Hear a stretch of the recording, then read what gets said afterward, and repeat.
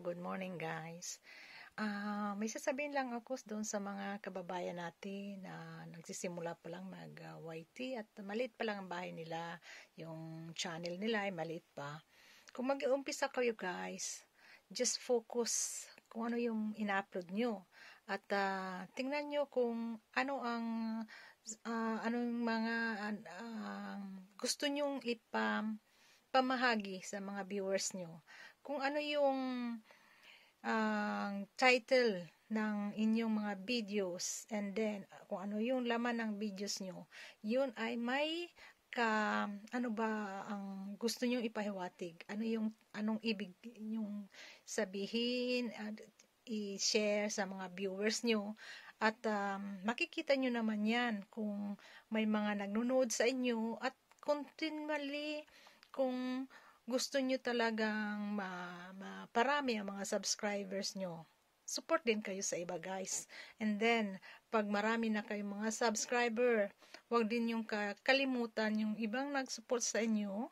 And then, supportahan lang kayo. And paparami din ang mga kaibigan nyo sa YT at sa mga subscriber nyo na mga fidel na parating sumusubaybay sa inyo. Kaya, yan lang guys ang kailangan na i-focus nyo. Kung gusto nyo ma-monetize ang channel nyo, yan ay kailangan continually kailangan upload and live stream. Makadagdag din yan sa inyong watch hour kung mag-live streaming kayo. At din kayo ng mga shorts video. Makakadagdag din yan ng mga viewers nyo guys. Kaya kailangan, yung ang focus lang kayo sa inyong pag-upload at sa inyong channel. Huwag nyo nang gagayahin yung iba. Kung ano yung gusto nyong ipahiwatig, i-share sa mga viewers nyo.